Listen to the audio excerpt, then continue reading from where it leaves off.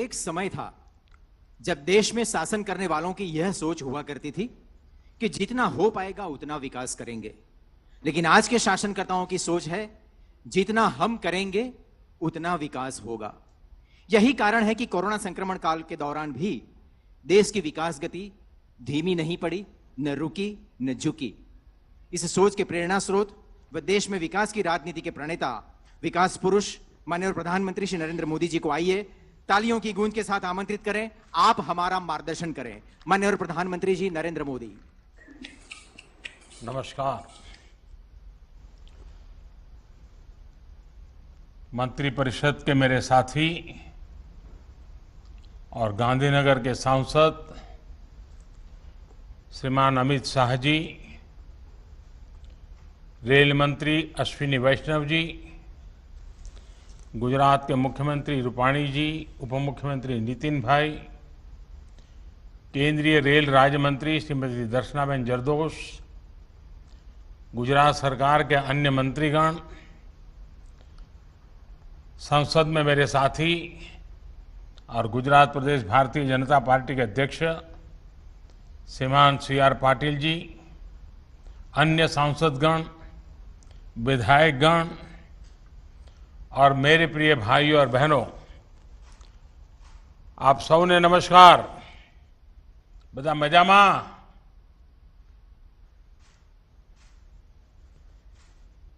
आज का दिन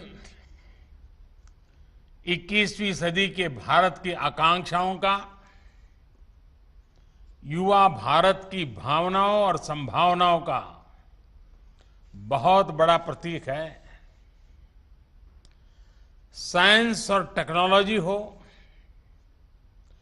बेहतर अर्बन लैंडस्केप हो या फिर कनेक्टिविटी का आधुनिक इंफ्रास्ट्रक्चर, नए भारत की नई पहचान में आज एक और कड़ी जुड़ रही है। मैंने यहां दिल्ली से तमाम प्रोजेक्ट्स का लोकार्पण तो किया है, लेकिन इनको रूबरू देखने की उत्सुकता मैं बयान नहीं कर सकता। मैं मौका देखते ही खुद भी इसे देखने के लिए आऊंगा। भाइयों और बहनों, आज देश का लक्ष्य सिर्फ कंक्रीट के स्ट्रक्चर खड़ा करना नहीं है, बल्कि आज देश में ऐसे इंफ्रा का निर्माण हो रहा है जिनका अपना एक कैरेक्टर है। बेहतर पब्लिक स्पेस हमारी जरूरी आवश्यकता है। इस प्रकार से कभी पहले सोचा नहीं जाता था। हमारी अतीत की अर्बन प्लानिंग में इसको भी एक प्रकार से लग्जरी के साथ जोड़ दिया गया था। आपने भी गौर किया होगा कि रियल एस्टेट और हाउसिंग कंपनियों के प्रचार का फोकस क्या होता है? पार्क फेसिंग, घर या फिर सोसाइटी के विशेष पब्लिक स्पेस के इर्द गिर्द होता है। ये इसलिए होता है क्योंकि हमारे शहरों की एक बड़ी आबादी क्वालिटी पब्लिक स्पेस और क्वालिटी पब्लिक लाइफ से वंचित रही है।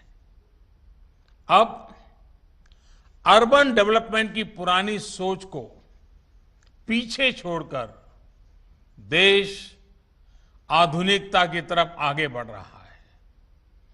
साथियों, अहमदाबाद में साबरमती का क्या हाल था, ये कौन भूल सकता है?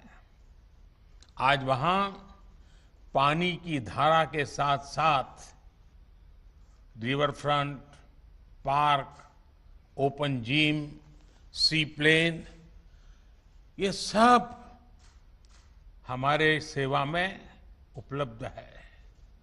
यानी एक प्रकार से पूरा इकोसिस्टम बदल चुका है। यही बदलाव कांकरिया में किया गया है। पुराने अहमदाबाद की एक झील इतनी चहल पहल का केंद्र बन जाएगी, ये पहले कभी सोचा ही नहीं गया। साथियों, बच्चों के स्वाभाविक विकास के लिए मनोरंजन के साथ साथ उनके सीखने और उनकी क्रिएटिविटी को भी स्पेस मिलना चाहिए। साइंस सिटी एक ऐसा प्रोजेक्ट है जो रिक्रिएशन और क्रिएटिविटी को आपस में जोड़ता है। इसमें ऐसी रिक्रिएशन एक्टिविटीज हैं जो बच्चों में क्रिएटिविटी को बढ़ावा देती है। इसमें खेलकूद है, मौज मस्ती है और इसके साथ साथ ये बच्चों को कुछ नया सिखाने का प्लेटफॉर्म भी है। हमने देखा है बच्चे अक्सर माँ बाप से रोबोट्स और जानवरों के बड़े खिलौनों की डिमांड करते हैं। कुछ बच्चे कहते हैं घर में डायनासोर ले आओ, कोई शेर पालने की जिद करने लगता है। अब माता पिता ये सब कहां से लाएंगे? बच्चों को ये विकल्प मिलता है साइंस सिटी में। जो ये नया नेचर पार्क बना है, ये विशेष रूप से मेरे नन्हे साथियों को बहुत पसंद आने वाला है। इतना ही नहीं, साइंस सिटी में बनी एक्वेटिक्स गैलरी वो तो और भी आनंदित करने वाली है। ये देश के ही नहीं बल्कि एशिया के टॉप एक्वेरियम में से एक है। एक ही जगह पर दुनिया भर की समुद्रिक जैव विविधता के दर्शन अपने आप में अद्भुत अनुभव देने वाले हैं। वहीं रोबोटिक्स गैलरी में रोबोट्स के साथ बातचीत का आकर्षण का केंद्र तो ही है ही, साथ ही ये रोबोटिक्स के क्षेत्र में काम करने के लिए हमारे युवाओं को प्रेरित भी करेगा, बाल मन में जिज्ञासा जगाएगा। मेडिसिन, खेती, स्पेस, डिफेंस ऐसे अनेक क्षेत्रों में रोबोट्स कैसे काम आ सकते हैं, इसका अनुभव यहां हमारे युवा साथी ले पाएंगे।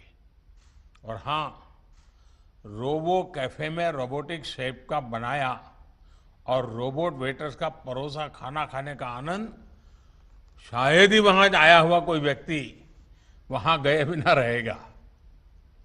कल जब सोशल मीडिया पर मैंने इनकी तस्वीरें पोस्ट की तो ऐसी टिप्पणियां भी पढ़ने को मिली कि ऐसी तस्वीरें तो हम विदेशों में ही देखते थे। लोगों को यकीन ही नहीं हो रहा है कि ये तस्वीरें भारत की हैं, गुजरात की हैं। आज इस कार्यक्रम में मेरा आग्रह है कि साइंस सिटी में ज्यादा से ज्यादा बच्चे आए, विद्यार्थी आए, स्कूलों के रेगुलर टूर्स हो। साइंस सिटी बच्चों से चहकता रहे, दमकता रहे, तो इसकी सार्थकता और भव्यता और बढ़ेगी। साथियों, मेरे लिए ये बहुत खुशी की बात है कि गुजरात और गुजरात के लोगों का गौरव और बढ़ाने वाले ऐसे अनेक कार्यों का आज शुभारंभ हो रहा है। आज अहमदाबाद शहर के साथ साथ गुजरात की रेल कनेक्टिविटी भी और आधुनिक और ज्यादा सशक्त हुई है। गांधीनगर और वडनगर स्टेशन का नवीनीकरण हो, महसाणा बरेठा लाइन का चौड़ीकरण और बिजलीकरण हो, सुरेंद्रनगर पीपावाव सेक्शन का बिजलीकरण हो, गांधीनगर कैपिटल बरेठा मेमू जैसा ऐसी सेवा की शुरुआत हो, या फिर Gandhinagar capital Varanasi superfast express का शुभारंभ हो। इन सभी सुविधाओं के लिए गुजरात वासियों को बहुत बहुत बधाई। गांधीनगर से बनारस के बीच ये ट्रेन एक प्रकार से सोमनाथ की धरती को विश्वनाथ की धरती से जोड़ने का बड़ा काम है। भाइयों और बहनों, 21वीं सदी के भारत की जरूरत 20वीं सदी के तौर तरीकों से पूरी नहीं हो सकती और इसलिए रेलवे में नए सिरे से रिफॉर्म की जरूरत थी। हमने रेलवे को सिर्फ एक सर्विस के तौर पर नहीं बल्कि एक एसेट के तौर पर विकसित करने के लिए काम शुरू किया। आज इसके परिणाम देखने को मिल रहे हैं।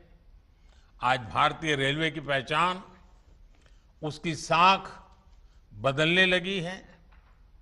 आज भारतीय रेल में सुविधा भी बढ़ी है, स्वच्छता भी बढ़ी है, सुरक्षा भी बढ़ी है और स्पीड भी बढ़ी है।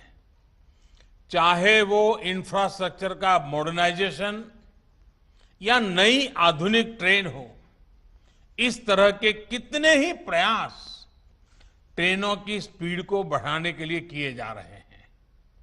आने वाले दिनों में जैसे ही डेडिकेटेड फ्रेट कॉरिडोर शुरू हो जाएंगे, ट्रेनों की स्पीड और बढ़ेगी। तेजस और वंदे भारत जैसी आधुनिक ट्रेनें तो हमारे ट्रैक पर चलने भी लगी हैं। आज ये ट्रेनें यात्रियों को एक नया और अद्भुत अनुभव दे रही हैं। विस्टाडोम कोचेस का वीडियो भी आपने सोशल मीडिया पर जरूर देखा होगा। जो लोग स्टैच्यू ऑफ यूनिटी गए होंगे उन्होंने इसका लाभ भी लिया होगा। ये coaches ease and feel of journey को एक नए आयाम पर पहुंचाते हैं। ट्रेन में चलने वाले सभी लोग अब ये भी अनुभव कर रहे हैं कि हमारी ट्रेनें, हमारे प्लेटफॉर्म्स और हमारे ट्रैक्स पहले से कितनी साफ रहने लगे हैं। इसमें बहुत बड़ा योगदान उन 2 लाख से ज्यादा बायो टॉयलेट्स का भी है जो कोचेज में इंस्टॉल किए गए हैं। इसी तरह आज देश भर में प्रमुख रेलवे स्टेशनों का आधुनिकीकरण किया जा रहा है। टियर 2 और टियर 3 शहरों के रेलवे स्टेशन भी अब वाईफाई सुविधा से लैस हो रहे हैं। सुरक्षा के दृष्टिकोण से भी देखें तो ब्रॉडगेज पर अनमैन्ड रेलवे क्रॉसिंग्स को पूरी तरह से खत्म कर दिया गया है। कभी भीषण हादसों और अव्यवस्था की शिकायतों के लिए मीडिया में छाई रहने वाली भारतीय रेल आज पॉजिटिविटी लेकर आती है। आज भारतीय रेल को दुनिया के आधुनिकतम नेटवर्क और मेगा प्रोजेक्ट्स के लिए चर्चा में स्थान मिलता है। आज भारतीय रेल को देखने का अनुभव और नजरिया दोनों बदल रहे हैं और मैं गर्व से कहूंगा कि आज के ये प्रोजेक्ट भारतीय रेल के इसी नए अवतार की झांकी है। साथियों, मेरा स्पष्ट मत रहा है कि रेलवे देश के कोने कोने तक पहुंचे, इसके लिए रेलवे का हॉरिजॉन्टल एक्सपांशन जरूरी है। इसके साथ साथ रेलवे में कैपेसिटी बिल्डिंग, रिसोर्स बिल्डिंग, नई टेक्नोलॉजी और बेहतर सेवाओं के लिए वर्टिकल एक्सपांशन भी उतना ही जरूरी है। बेहतरीन ट्रैक, आधुनिक रेलवे स्टेशन और रेल ट्रैक के ऊपर आलीशान होटल, गांधीनगर रेलवे स्टेशन का यह प्रयोग भारतीय रेलवे में एक सार्थक बदलाव की शुरुआत है। रेल से सफर करने वाले सामान्य नागरिक को भी एयरपोर्ट जैसी सुविधाएं मिले, महिलाओं और छोटे बच्चों की विशेष जरूरतों को देखते हुए उनके लिए अच्छी व्यवस्था हो, ऐसा आधुनिक और सुविधाजनक स्टेशन आज देश को गांधीनगर को मिल रहा है। साथियों, गांधीनगर का नया रेलवे स्टेशन देश में इंफ्रास्ट्रक्चर को लेकर माइंडसेट में आ रहे बदलाव को भी दर्शाता है। लंबे समय तक भारत में इंफ्रास्ट्रक्चर को लेकर भी एक वर्गभेद को प्रोत्साहित किया गया और मैं आपको बताना चाहूंगा, आप सब तो भली भांति गुजरात के लोग जानते हैं, हम लोगों ने एक प्रयोग किया था जब मुझे वहां सेवा करने का मौका मिला था। हमारे जो बस स्टेशन हैं, उन बस स्टेशन को आधुनिक बनाने की दिशा में काम किया, पब्लिक प्राइवेट पार्टनरशिप मॉडल पर काम किया और जो कभी बस स्टेशन कैसी हालत रहती थी, आज हमारे गुजरात में कई बस स्टेशन आधुनिक बन चुके हैं। एयरपोर्ट जैसी सुविधाएं बस स्टेशन पर नजर आ रही हैं। और जब मैं दिल्ली आया तो मैंने हमारे अफसरों को गुजरात के बस स्टेशन देखने के लिए भेजा था, रेलवे के अधिकारियों को, और मैंने उनको समझाया था कि हमारे रेलवे स्टेशन ऐसे क्यों नहीं होने चाहिए। लैंड यूज का ऑप्टिमम यूटिलाइजेशन हो, रेलवे स्टेशन पर बहुत बड़ी इकोनॉमिक एक्टिविटी हो और रेलवे अपने आप में सिर्फ ट्रेन का आवागमन नहीं, एक प्रकार से इकोनॉमी का ऊर्जा सेंटर बन सकता है।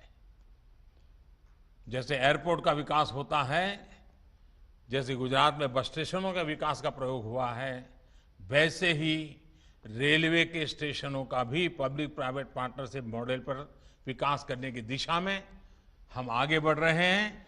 आज गांधीनगर उसकी एक शुरुआत है। जन सुविधाओं में ऐसा वर्गीकरण, ये इसके लिए और ये अमीरों के ये सब हो रहा है, सब बेकार बातें हैं जी। समाज के हर वर्ग को व्यवस्थाएं मिलनी चाहिए। साथियों, गांधीनगर का आधुनिक रेलवे स्टेशन इस बात का भी बहुत बड़ा प्रमाण है कि रेलवे के संसाधनों का सदुपयोग करते हुए इसको आर्थिक गतिविधियों का सेंटर भी बनाया जा सकता है। आधुनिक टेक्नोलॉजी का उपयोग करते हुए ट्रैक के ऊपर ऐसा होटल बना दिया गया है जहां से रेल चलती हुई तो दिख सकती है लेकिन महसूस नहीं होती। जमीन उतनी ही है लेकिन उसका उपयोग दोगुना हो गया है। सुविधा भी बेहतरीन, पर्यटन, व्यापार और कारोबार भी उत्तम। जहां से रेल गुजरती है उससे प्राइम लोकेशन भला क्या हो सकता है। इस रेलवे स्टेशन से महात्मा मंदिर का जो भव्य दृश्य दिखता है, दांडी कुटीर दिखती है, वो भी अद्भुत है। दांडी कुटीर म्यूजियम आने वाले लोगों या वाइब्रेंट गुजरात समिट में आने वाले लोगों जब देश इसे देखेंगे तो उनके लिए भी एक टूरिस्ट स्पॉट बन जाएगा। और आज रेलवे का ये जो कायाकल्प हुआ है, महात्मा मंदिर से सट करके हुआ है, इसके कारण महात्मा मंदिर का महात्म्य भी अनेक गुना बढ़ गया है। अब लोग छोटी मोटी कॉन्फ्रेंस करने के लिए इस होटल का भी उपयोग करेंगे, महात्मा मंदिर के उपयोग करेंगे। यानी एक प्रकार से साल भर अनेक इवेंट्स के लिए यहां एक सामूहिक रूप से व्यवस्था मिल गई है। और एयरपोर्ट से सिर्फ 20 मिनट के रास्ते पर आप कल्पना कर सकते हैं कि देश विदेश के लोग इसका कितना उपयोग कर सकते हैं। भाई और बहनों, कल्पना कीजिए पूरे देश में रेलवे का इतना बड़ा नेटवर्क है, इतने अधिक संसाधन है, इस तरह की कितनी संभावना उसमें छिपी हुई है।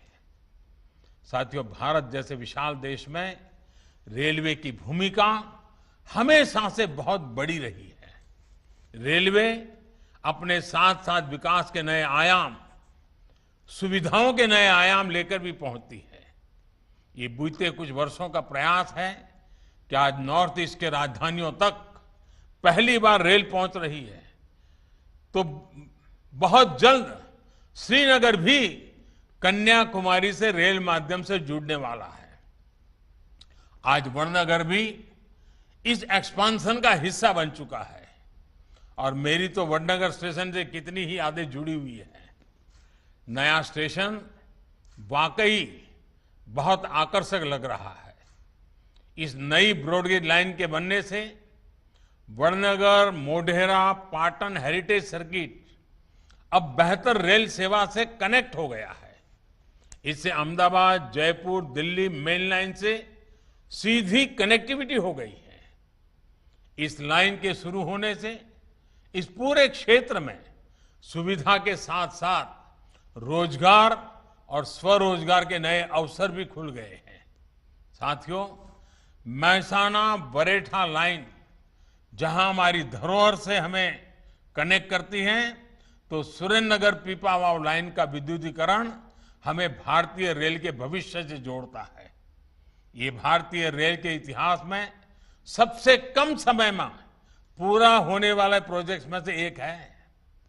ये रेल लाइन एक महत्वपूर्ण पोर्ट कनेक्टिविटी रूट होने के साथ साथ वेस्टर्न डेडिकेटेड फ्रेट कॉरिडोर के लिए भी फीडर रूट भी है।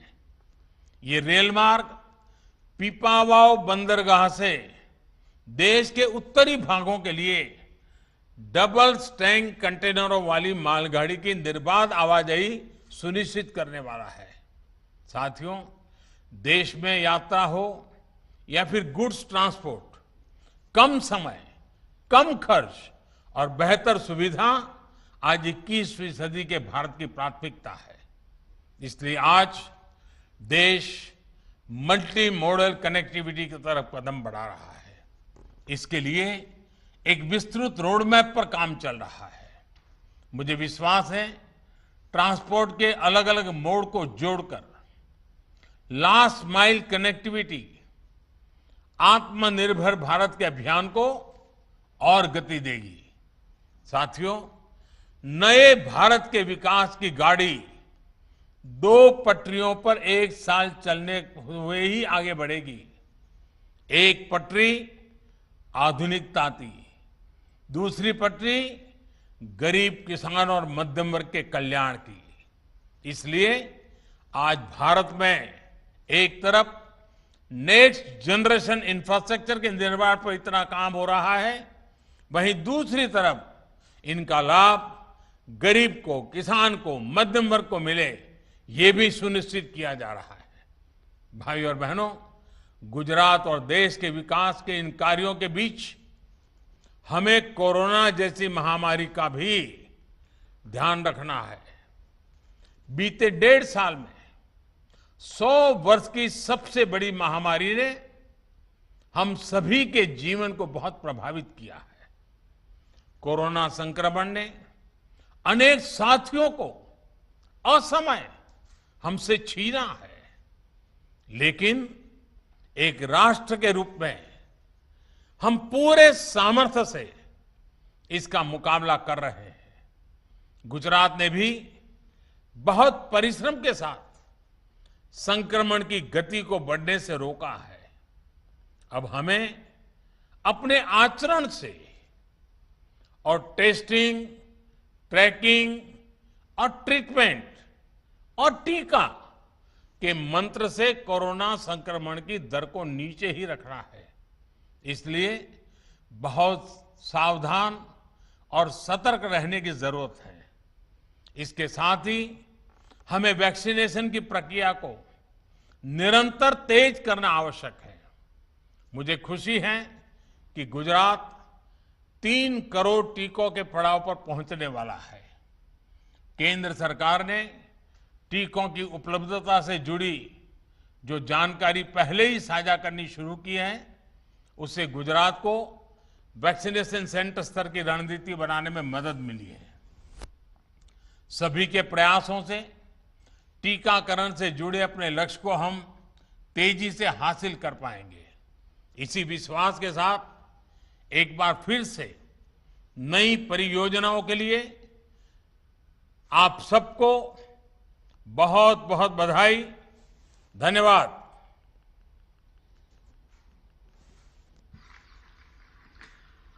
हम आपके ऋणी रहेंगे माननीय प्रधानमंत्री जी।